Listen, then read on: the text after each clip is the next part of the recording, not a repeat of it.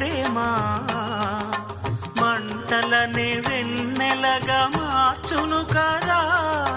గాలికి గంధము పూయడమే పూలకు తెలిసిన ప్రేమ సుధా. రాలిన పూల జ్ఞాపకమే కాలము చదివే